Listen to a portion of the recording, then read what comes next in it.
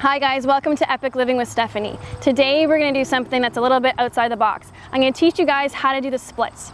So for whatever reason, gymnastics is like the coolest thing right now. Being able to do a bridge, being able to do a back walkover, the splits is really cool, and I'm really excited about it. It's awesome. Being able to move your body in different directions in different ways is a really cool skill to have.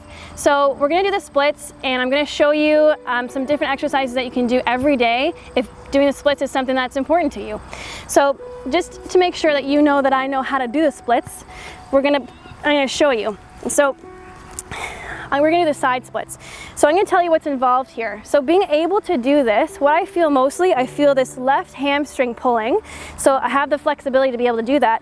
But also, alternatively, I have this hip flexor mobility as well. So being able to hold this position has to do with these two important parts.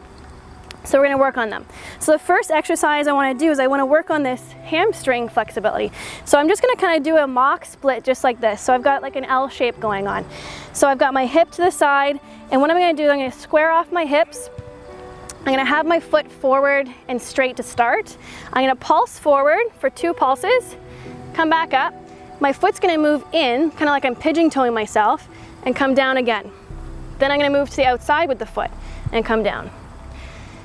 Then straight again, out to the side. Good, keep going. So you should definitely feel some tension and some pulling. It shouldn't feel bad. Like on a scale of 1 to 10, it should be around a 7 or an 8. If it's a 10, you're going a bit too far. We don't want to injure the hamstring. We want to actually get some progression out of it. So we've got to be a bit gentle. So you might feel a little bit behind the knee. You might feel it up towards the glute. Either way, it's all good. Just keep working on it. So we're going to do one more full range of motion. So out to the side with the toe, twice in the center, and then pigeon-toeing forward. Good.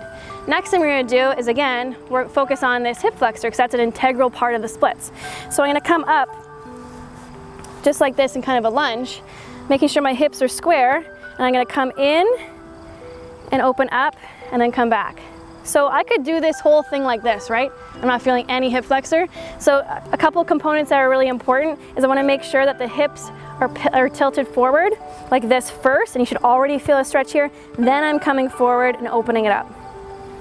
Once I get full range of motion, come all the way down, then I'm going to pop back up again. Tilt the pelvis forward, come all the way down, full range of motion. I should really feel the peak here, and then come up. So tilt, all the way down, and all the way up. Really good. Tilt forward, come all the way down, and all the way up. So you can do this 10, 12 times. You can do it more if you wish, if you got more juice in you than I do. But you don't need anything more than 20, I would say. Okay, good. Then we're going to actually train the split. So the only way to really get the splits going is if we're in the split position. So we're going to get as low as you can. So doing this might be the extent for you. And all I want you to do, if your hands don't reach the ground, I want you to prop yourself up. Maybe you're on a couch, maybe you're on pillows or blocks. If you can touch the ground, great. If you can't, it's okay, you'll get there. And all I want you to do is to kind of lower yourself down, then come back up. Lower yourself down, come back up. So what it might be is that you're literally just taking the pressure off the hands, allowing gravity to pull you down and come back up. So I'm not doing an arm exercise here. I'm not kind of pumping my triceps. I'm lowering myself, coming back up. So eventually you'll be able to kick this leg forward and be able to kick this leg back and then just come down this way. Try to keep the knee at the front as straight as you can. Good, do this 10 to 12 times.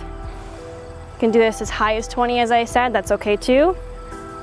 Good, then take a break. Sit to the side and relax. You might have to help that hip come back.